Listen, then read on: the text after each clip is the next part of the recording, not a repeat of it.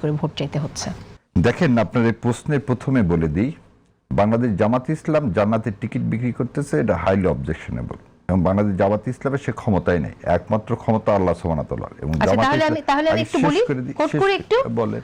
আচ্ছা, আপনি নিজে বলেছেন সবার ইমানি দায়িত্ব দাঁড়িপাল্লাকে জয়লাভ করা, দাঁড়িপাল্লাই যদি ভোট না দেন কিয়ামতের দিন কি উত্তর দেবেন? শেখ মুজিব কি কাউকে জান্নাতে নিতে পারবে? পারবে না। জান্নাতে নিতে পারবেন একমাত্র আল্লাহ তাআলা। অন্তত কবরে গিয়ে যেন বলতে পারেন আল্লাহ দিন কায়েমের জন্য দাঁড়িপাল্লায় ভোট দিয়েছি। সো এখান থেকে তো বোঝা যাচ্ছে যে আপনি দাঁড়িপাল্লায় আবার পড়েন, দেখেন বলছে কি আল্লাহ একমাত্র বেহেশতে দিতে পারবে। দেখেন আপনি না, কিন্তু তারপরে আপনি বলতেছেন দাঁড়িপাল্লায় ভোট দেওয়ার কথা, সেটাও তো বলছেন আপনি। না, সেটা তো বলতেছি, ইমানি দায়িত্ব দাঁড়িপাল্লাকে জয়লাভ করা।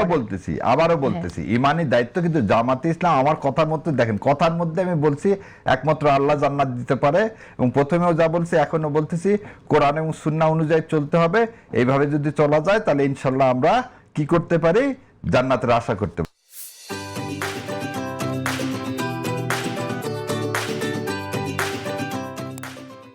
বাংলাদেশ জামাত ইসলাম কোরআন এবং সুন্নাহ অনুযায়ী একটা দেশ পরিচালনা করবে, এই আশা নিয়ে আমি তাকে সমর্থন করি। ইমানি দায়িত্ব, মানুষের ইমানি দায়িত্ব কি দাঁড়িপাল্লায় ভোট দেওয়া, সেটা যে আপনি বলছেন, এটা কি আপনি বলতে পারেন? ওখানে আবার পরে ওখানে দেখেন, আবার আমি পড়বো না, আমি পড়েছি, আমার দর্শকরা শুনেছেন সেটা, রাইট?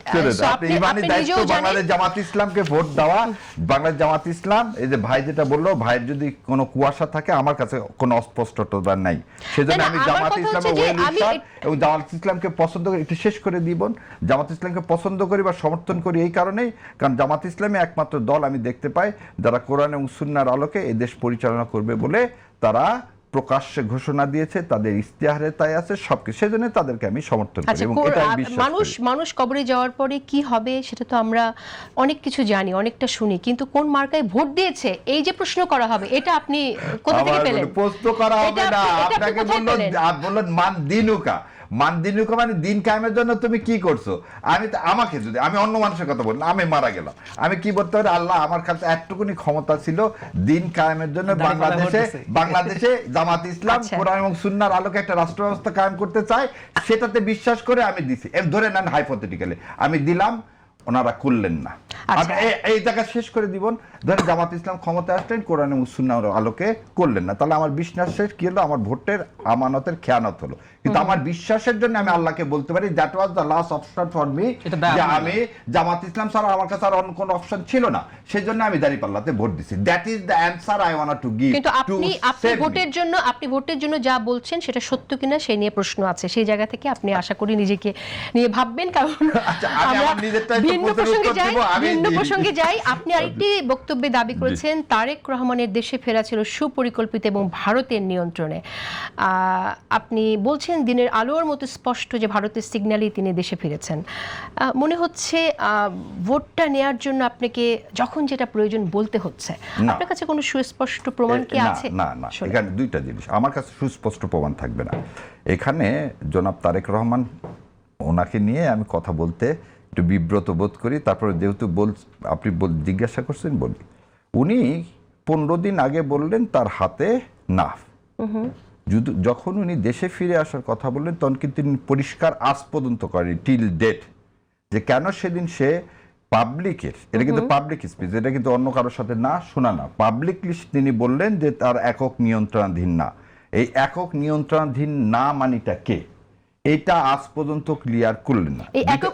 আগে শেষ করি, তার সাথে আনন্দবাজার পত্রিকার যে রিপোর্টটা, সেই রিপোর্টটাকে যদি আমি কানেক্ট করে নিই, আমরা তো ধরে নেন যারা আমরা কি একটু পড়াশোনা করি তারা আমরা ওইটাকে কানেক্ট করে নিয়ে আমরা যদি চিন্তা করি যে ভারতের সাথে তার একটা আন্ডারস্ট্যান্ডিং হয়েছে, সেজন্য সে ফিরে আসছে। So it is his duty to clear it. Otherwise আমরা তো এই যে যেমন জামাত ইসলাম সঙ্গে বললেন, এটারও কি হবে, ডালপালা গজাবে, ডালপালা চারিদিকে আমি একটু এখানে একটু বলি, সেটা হচ্ছে প্রথমত আপনি একটা অ্যাজাম্পশনের উপর বলেছেন যে একক নিয়ন্ত্রণাধীন না, আপনি ট্রান্সলেট করেছেন যেটা পার্শ্ববর্তী দেশ ভারতের বাধা। আপনি না করছেন ভারত সম্পর্কে উনি কোনো কথা বলেন ভারতের কথা না, একক নিয়ন্ত্রণাধীন না, এটা তো উনি বলছেন। এটাই আমি বলছি, একক নিয়ন্ত্রণাধীন শব্দবন্ধকে আপনি ট্রান্সলেট করেছেন যেখানে ভারতের বাধা, এটা আপনি আপনার অনুমান।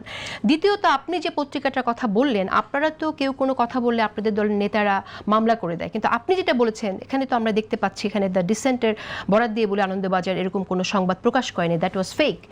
সেটা যদি দ্যাট ওয়াজ ফেক, আমি দ্য ডিসেন্টের এই পত্রিকার আমি এটা আপনাকে দেখাবো। এই জায়গা থেকে আপনারা কি একটু দায়িত্বশীল জায়গা থেকে আপনারা মন্তব্য করবেন কিনা আমি ভাবার জন্য অনুরোধ করছি। উত্তর দিয়ে দিই, আপনি ডিসেন্টের যে কলামের যেটা বলা হয়েছে সেটা বলে দিই। খালেদা পুত্রের সম্বল, নয়াদিল্লির বন্ধুত্ব, মুক্তিযুদ্ধ। কে লিখছে? অনির্বাণ দাশগুপ্ত। এই অনির্বাণ দাশগুপ্ত যে এইটা দেওয়া হয়েছিল আনন্দবাজার পত্রিকায়, এবং surprisingly I was so surprise যে আমি ওই কথা বলার পরে এখন কিন্তু ওখানে পেইড ভার্সন আসছে, আর আনপেইড ভার্সন না। এখন যে কেউ গেলেই এই আর্টিকেলটা পড়তে পারবে না, ওখানে পেইড ভার্সন হলে পড়তে পারবে না। আমাদের কথা, এটা আমার পার্সোনাল কথা, নাথিং ডিলস উইথ জামাত ইসলাম বা অন্য কিছু, এটা আমার সম্পূর্ণ একান্ত মতামত। সেটা হচ্ছে যখন আপনি একটা জিনিসকে ধোঁয়াশার মধ্যে রাখবেন, যেমন ভাই একটু আগে বললেন জামাত ইসলাম নিয়ে যে কি তারা করছে, স্ট্র্যাটেজিক অ্যাম্বিগুইটি। আপনি যদি